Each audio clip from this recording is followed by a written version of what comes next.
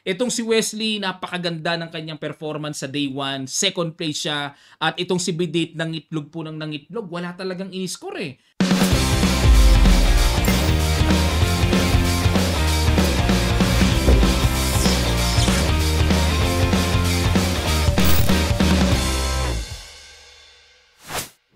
Hello po sa inyong lahat mga kamatsas! Tuloy pa rin tayo dito sa pag-update sa Super United Croatia Rapid and Blitz. Day 2 na po tayo. Ang kaharap ni Wesley ay si Vidit. Katatapos lang. Ongoing pa lang ngayon ang round number 6 kaya mainit-init pa ito. I-analyze na kagad natin, ikasa na kagad natin. Itong si Wesley, napakaganda ng kanyang performance sa day 1. Second place siya. At itong si Vidit, nangitlog po ng nangitlog. Wala talagang iniscore eh. Dala-dala pa ba niya ang itlog na yon? Ang ginawa ni Vijit, nag-E4, E5 si Wesley, Knight F3, Knight C6, pinasok ang Ruy Lopez at tinirahan ni Wesley ng legendary Berlin variation. Nag-anti-Berlin naman si Vidit. Ayan, Bishop C5, Bishop A4, Castle, Castle, D6, normal developments naman yan. C3, normal pa rin. Knight E7, typical pa rin yan. I-develop ang maneuver to G6. Knight BD2, Knight G6, H3. Ayan. Bagamat unang tingin, normal din naman ang H3 na yan para mapigilan yung Bishop G4 or Knight G4 mamaya, novelty. Dahil ang mga tinira na dito, may tumira ng D4, at may nag-try na rin ayon sa bookline ng Rook E1. Ayan. Pero dito ang ginawa ni Vidit, nag-H3 muna eh. Pamigil muna sa G4. Ayan. At nag-A5. Ano idea ni Wesley? Space lang sa queen side. Nag-D4. Para may aatrasan sa A7. Kaya nirelease yung A5. Rook E1. Kumapture na sa D4. Capture. And nag-D5. Nag-Bishop C2 naman dito. Ayan dito mga kamatsas, no? Simpleng D5 pero kaunting kaalaman lang. Pag kinapture kasi yan, magda-Knight takes D5. Lugi yan sa puti kasi yung D4 isolated.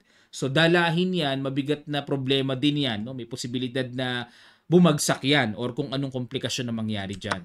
Ngayon, kung E5 naman, bakit hindi nag-E5? Magda-Knight H5. Pupunta naman sa F4.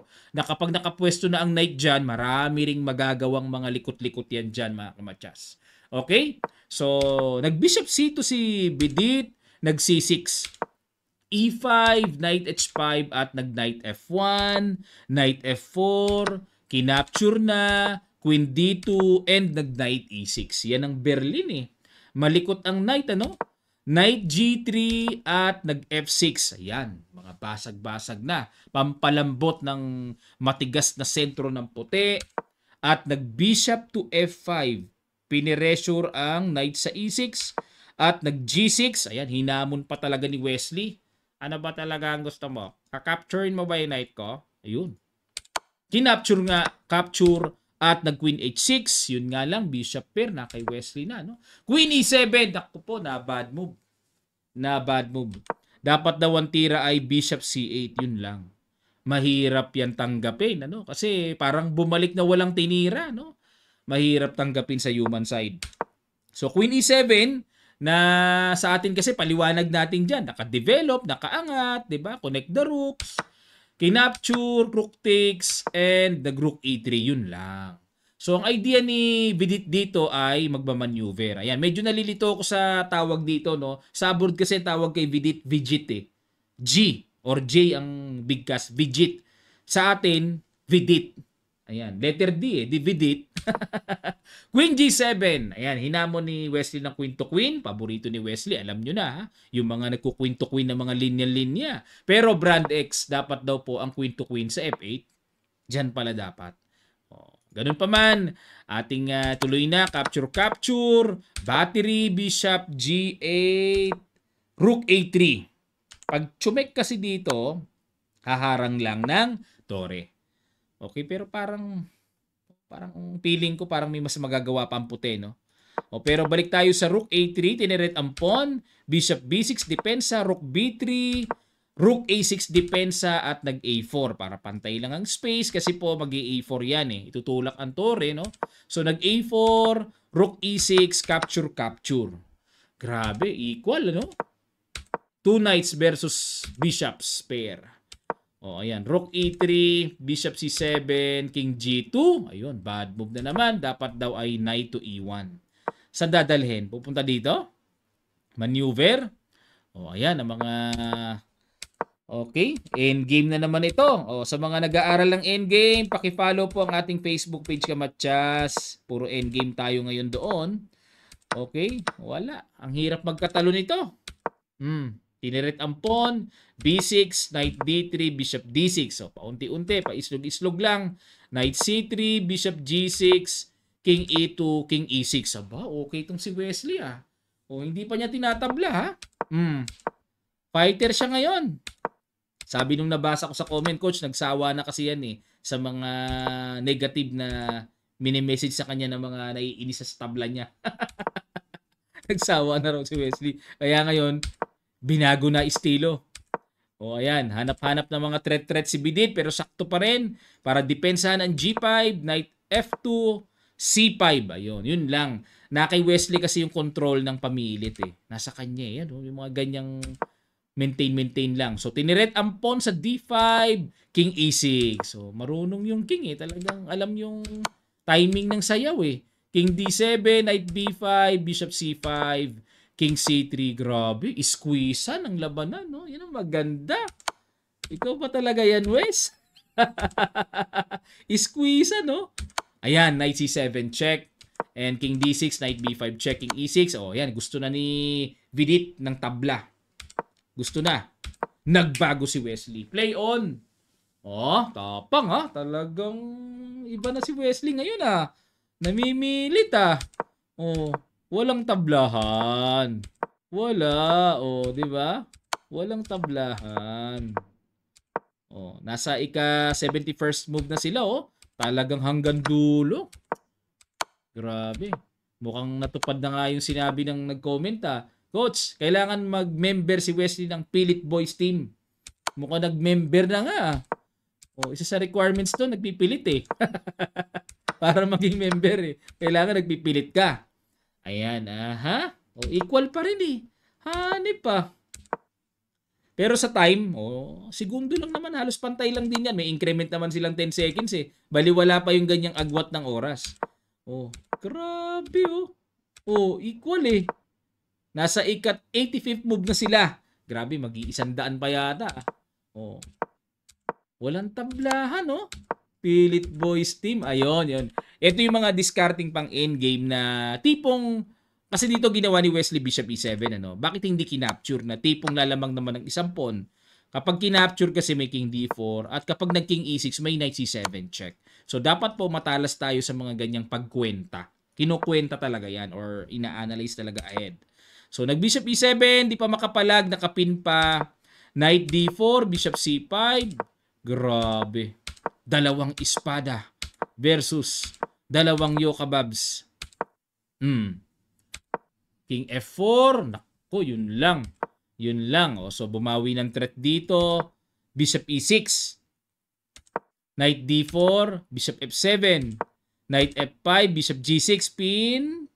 Pag kinapture to kasi may capture, babagsak ang knight. So, nag-king E2, yun lang.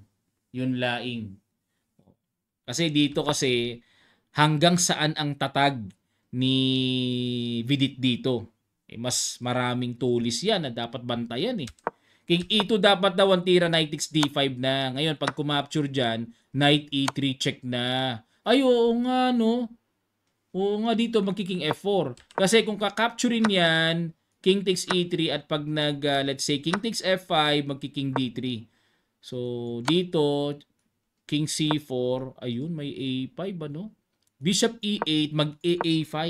Na kapag kinapture yan, pupunta na lang dito sa corner, wrong color ang pagpopromotan. Light square bishop yun eh. Theoretically, drawn endgame yon.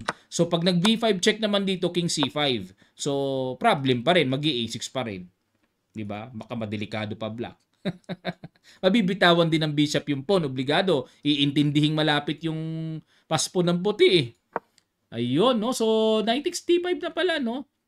Isa pa mga kamatya, sorry po ha. Gusto ko lang maliwanagan. So, pag kinapture, solve na tayo. What if King F4 at ang capturing niya isang knight, magki-King C4.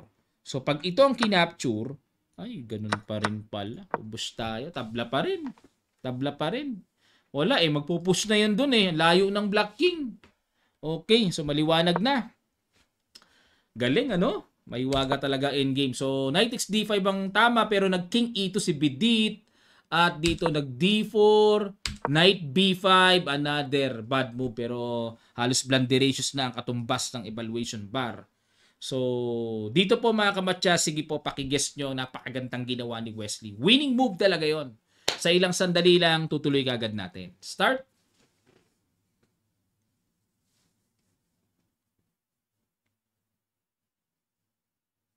Maraming salamat po mga kamatyas. Congrats sa mga nakakita. D3, good move. Pag kinapture yan, kakapturein yung pawn, bagsak. Buong buo yung knight sa F5. So nag-king D2 lang, king takes G4. So tayo po ay nasa ika-101st. Move, ang layo na oh. Grabe, umabot ng 100 tira. Grabe, member na ng Pilit Boys team si Wesley. Ha? Ano? Si ano na naman naalala ko. Pag nag-queen may double. Hagip, ha? Oh, hindi pwedeng basta-basta. Naku, bishop C5. Brilliant move. Pang-abang sa knight na walang knight E3. Paano ngayon aawatin yan? Naku po, wala na. Knight D6 check. Oh, dumesperate na. Capture, capture. So wala pa ring promote dahil may knight E3 double. Balik lang bishop C5. Bantay na yung E3. Magkuqueen na. Resign si Bidit. Grabe si Bidit, no? Isang bayong na yung itlog na dala niya. 4 na sunod-sunod. Itlog talaga, puro talo. Ano kaya problema ni Bidit? Ah? Ngayon lang nangyari sa kanya yun, itlog.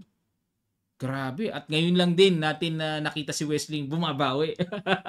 Bumabawi sa fans. Ayan. At ito po ang kanilang standing. O, silipin natin para nangunguna si Fabiano Caruana.